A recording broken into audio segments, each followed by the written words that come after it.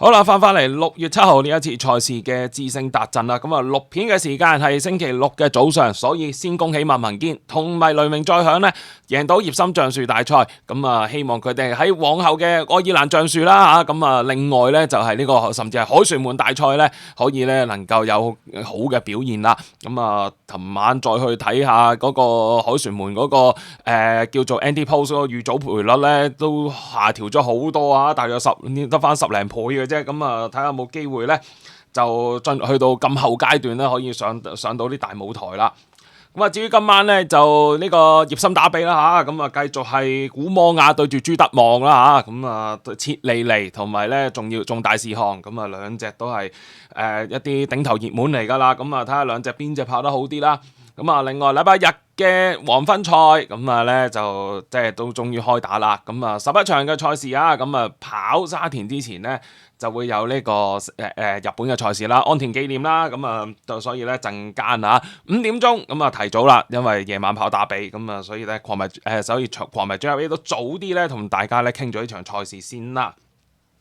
好，咁啊講翻香港賽事嘅推介，咁我就揀咗第7場啊，好似拉起手咧都係即係嗰個框架都擺咗喺度嘅，咁啊睇下到時大家個投注策略會唔會都係圍繞住呢啲馬啦，而且呢一組哇大佬掛頭牌嗰隻初出嘅元宇宙都係52分嘅啫，咁啊睇嚟咧都係一組咧水準唔算好高嘅賽事啊。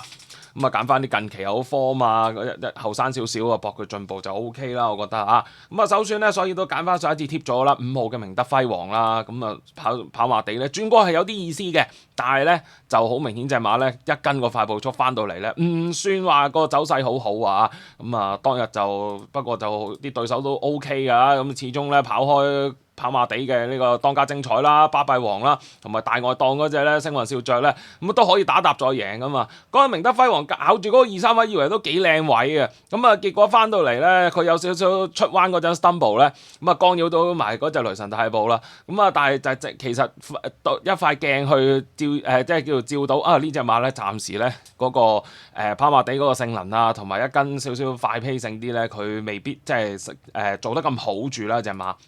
咁啊，今次賽前咧就唞翻大約2個半禮拜啦，咁啊用阿袁恨堯咧就操翻2課啦，咁啊師傅俾翻徒弟操啦，咁啊彈咗課閘咁冇乜問題就 O K 啦，埋尾開翻課整快少少時間25秒3啦。今次終於喺沙田咧執到個靚檔啦，排咗個2檔，加埋阿袁恨堯減嗰10磅咧，盡量拱佢喺前面走啦。咁啊，應該出面嗰隻應龍飛影咧都未必夠佢即係就算夠佢快，都可以應該守到啲好位嘅。咁啊，自己夠快嘅當然可以鏟出嚟自己走先啦。咁啊，應該個威力都幾大。咁啊，明德輝煌係我呢場嘅首選啦，大家都即係我覺得可以做一個膽嘅或者嗰啲投注嘅核心嘅。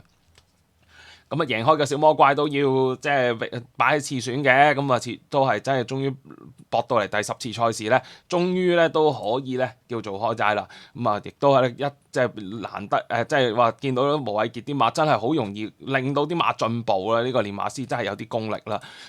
以往咧就留後跑，上一鋪咧就趁住個11檔咧，俾佢早段拱咗出嚟自己走先喎。仲要咧冇嗰日跑埋嗰啲變化地咧冇步速嘅，你係得天天更好可以有咁嘅能力逼翻近佢嘅啫。但係隻馬都即係以往試過交到一啲有後勁嘅走勢咧，你俾佢把頭走咧，喺呢啲短途賽冇步速嘅賽事入邊咧好着數嘅。咁啊，所以都能夠自制步速之下咧一出即勝啦。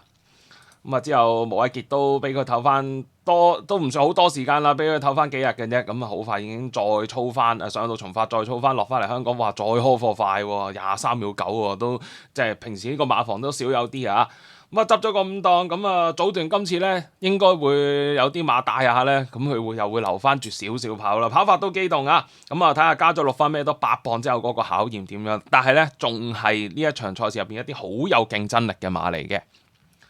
咁啊，放雲星跑唔到，換到布文，咁啊嗰隻星光大道咧都要留意下啦。咁啊都係一隻咧慢慢逐啲進步嚟得快啦嘅南非馬啦。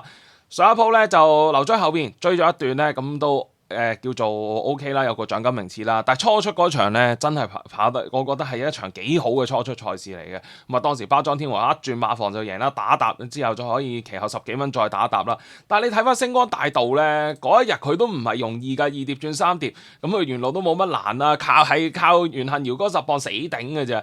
咁樣佢都係同嗰啲利交得好準嗰啲利高八斗啊，後面嗰隻星雲少進咪又係打搭再贏啦。啱啱禮拜三哇，高難度頭馬拍住，仲有拍住個馬池燈都有啲斑噶嘛。咁啊，所以縱然減咗10磅之下咧，呢隻星光大道初出咧都有啲水準嘅，佢都唔係輸俾嗰隻包裝天王好多嘅啫。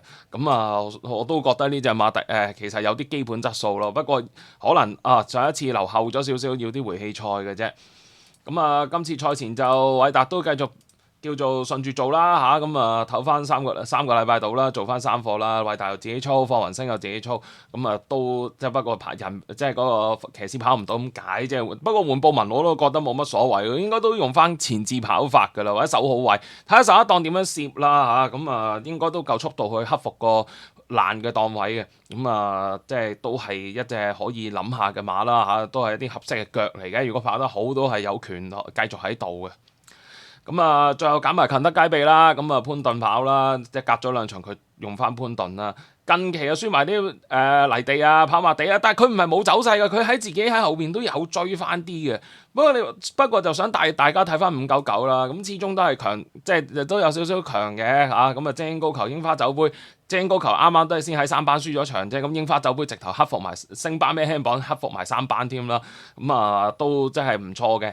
咁啊，睇翻當時咧，勤德街臂都係留喺後邊噶啦。我諗潘頓都仲試緊馬，或者呢隻馬暫時嗰個速度都唔係好夠啊。咁啊，結果就要被逼係滯後啦嚇。咁佢都順住個勢啊，慢慢追翻啲啦嚇。步速又唔算話特別好啦，即係叫做頭段慢啲啦。咁啊，係末段咁快嘅之下咧，佢都有追翻2步咧。